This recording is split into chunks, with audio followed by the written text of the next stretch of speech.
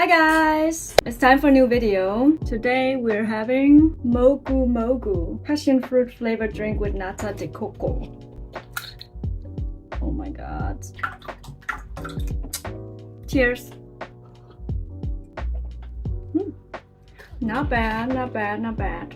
So, today's video is gonna be about updates on my family, and I'm getting some reoccurring questions, so I thought I would just make a video to answer everything together. Let me first try this.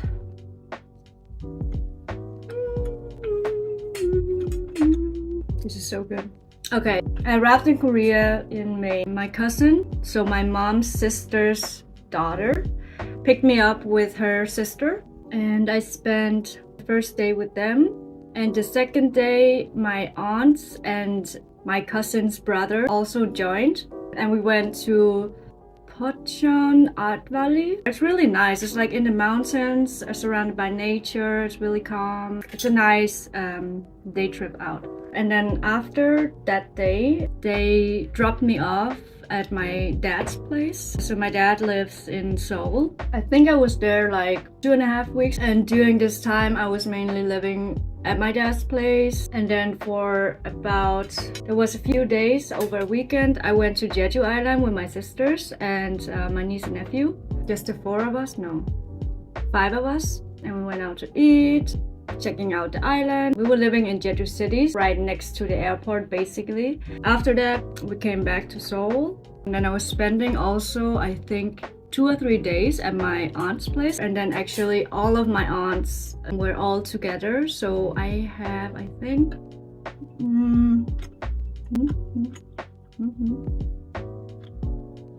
I have 5 aunts. There were still 2 aunts that I had not met before my May trip. My oldest aunt and my second oldest aunt. And yeah, it was really nice. After that, I think I just had 2 or 3 days left. And I just spent it with my dad. So yeah, that's status on, my family right now, what happened last time. So I wanted to go to Korea again this year in September.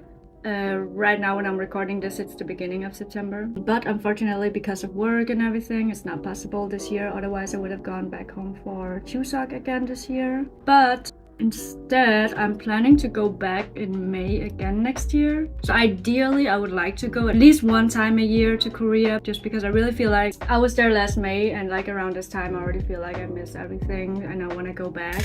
But I still have to wait another more than a half year, right? So a lot of you have been asking about learning Korean. I'm always thinking, okay, after this busy period, then I will start learning. I will take some classes, but then something else comes up. I want to learn Korean. I will someday. Another frequently asked question is also about my Danish family.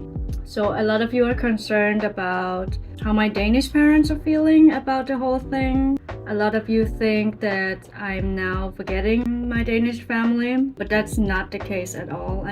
To me, if you ask me about my mom and dad, it's my parents in Denmark.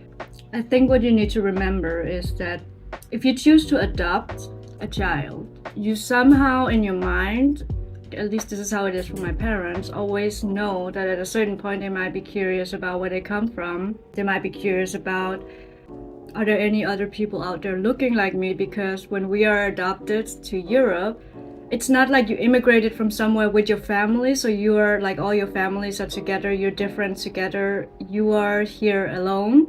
You don't look like anybody else. Lucky for me, I had my brother. So I could always kind of see myself in him, that we were both Asian, different looking, but I never felt like I was alone or I was too different than the other kids. But I think it really just depends. First of all, each adoptee is a different person like anybody else, right? So you will react to your environment and your upbringing in different ways. And I think sometimes some adoptees might have some more trauma related to their adoption, and either this will trigger more of a need to find their roots, or it will do the opposite and make them really not want to have anything to do with digging up in the past. Some adoptees feel very betrayed.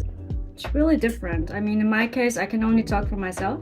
But I know that in my case, my Danish parents, were always really open with the fact that we're adopted and we should be proud of being from Korea. And the same with all of my friends from school. I was really blessed. I never was bullied in school for being Asian or anything. So this probably also had something to do with why I'm very proud of being Korean, and there is nothing in me that holds anything against my Korean parents for what they did. I think also maybe when you start digging a little bit and find a real reason why, maybe you understand a little bit more. But also when you are adopted, you also know that when you start this journey of finding your biological family, there is a potential risk that you're gonna get rejected again, and they gave you away because they just didn't wish to have you. They have a new family now and everything. You never know. So my Danish parents, actually when I told them the first time that I was planning to go to Korea for a longer time, my dad was the first person to say, do you want to look for your biological parents? I will send you all of the documents and everything, and the name of the adoption agency, so maybe you can check it out. And they were really like, they've always been very open about, you have another mother and father out there, and maybe someday you can meet them. And actually, when I was around 13, I really wanted to do it, and my parents wanted to sign us up for this program you can do in Denmark. It's called Sporløs, which means like clueless. You're trying to find some family members. A lot of them are adopted people, and I wanted to do this program, but you had to be 18 and I was like 13 at the time. One year we also wanted to go to Korea. I don't remember what happened, but for some reason we didn't go anyway. So it's never like, my parents have never tried to talk us out of trying to find our roots or anything. They were always really supportive and happy. I always kept my parents updated on my journey, of course. And when I told them like I'm gonna meet him today, they were super excited. And then when I came back to the hotel afterwards, I started sending them pictures. The pictures that my dad gave me of my mom and him and my mom. They were like, couldn't work anymore because they were just thinking about this. My mom was telling me weeks after how like she's so happy for me that I found him and everything. Of course, my Korean father's always telling me like, your Danish parents are your real parents and you have to be thankful for them because they gave you this life and everything. So he's also not trying to be like, now I'm your biological father, so yeah, you can forget about them. No, he's super grateful for them, of course, because they gave me a life that him and my mom could have never given me. So yeah. But I think I have heard a lot of your stories. We all have different backgrounds. We all have different lives, different environments. We're spread all over the world. But it's just one of those things that nobody else would ever understand, really. Because for someone who's not adopted, you don't realize how crazy it actually is that you can look at a person and that person is actually like you're half of their DNA or you're part of their DNA. Like, I never had that. I never realized like that I never had it, because my family is my family, right? But it's just so crazy to me still to think like these people share my DNA. It's kind of surreal to me that these people even exist. And maybe to a normal person this doesn't make any sense, but it's just really surreal to me. Looking at my dad, I'm like half of you.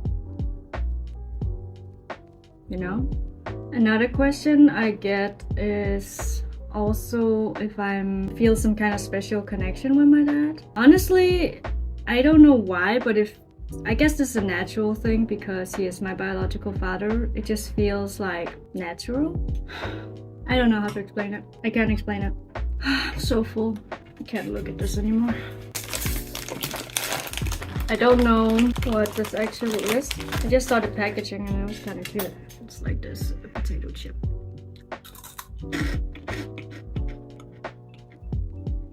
It's very sweet. I also got some questions about, because a lot of you are saying that like in the 80s or even before that with adoption, there was a lot of illegal adoptions and people got adopted away, although they shouldn't have been adopted away, and the stories that they were told about their adoptions were made up and everything. And I also knew that you hear this kind of a lot. I don't want to talk bad about anybody because I got so much help from all of them. I mean, of course, I don't know exactly what happened back then. But what I read in the papers on the first trip I was there versus what I was told by my family members, it's not two completely different stories, but there are some inconsistencies. So last question I'm gonna answer. People have been asking me what I like most about Korea, and also a lot of you are traveling to Korea asking me what should I do, what are like must-see special things in Korea.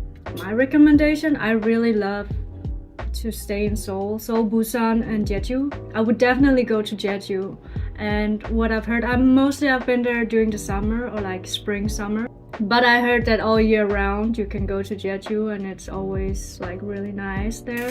So definitely take some time. You can even just go like one prolonged weekend there, rent a car, drive around on the island. It's not that big. And yeah, it's just super beautiful and peaceful over there. Seoul is where I feel like home. Busan, I was only shortly in Busan. I think I was there 1 week on my first trip. Not my favorite city, but it could also just been because I was not in the right area. I just really liked Seoul more. So obviously because I spent so much time in Myeongdong the first 2 months I was there on my very first trip. This is where I really feel home. I feel like I know everything. Not everything, but even if I got lost, I would know where to go. What I would definitely do if you're in Korea, first of all, you can go to the palace and go to all the other tourist areas. I would take maybe a hike. Bugaksan. The mountains are not like mountains, but it's a nice hike. Like people even walk in the morning. I really like walking in Seoul. But what I would really do if you are in Korea, also do those touristy things, but you can always do those touristy things. I would really do something that is special for Korea, like for example the mud flats that I went to last time, or go to a Korean spa. You can also stay at a temple or something, like something special. So if you really are already in Korea, like do those things that are special for Korea. I think this is all for this time. I hope I didn't forget any of your questions. I know I haven't answered all of them. I just, from the top of my head, remember the most frequently asked ones. And I'm still trying to catch up with all your comments on my other video. Yeah, if you have any other questions, feel free to leave your comments down below. As always, I'm super happy to hear about your journey to find your roots, or I get a lot of comments also from parents who adopted kids from Korea or somewhere else in Asia, or people who know someone who's adopted. I'm really happy to hear all of your stories, and you can keep them coming. And yeah, that's everything for this time. Thanks for watching, and as always, stay happy and healthy. Bye!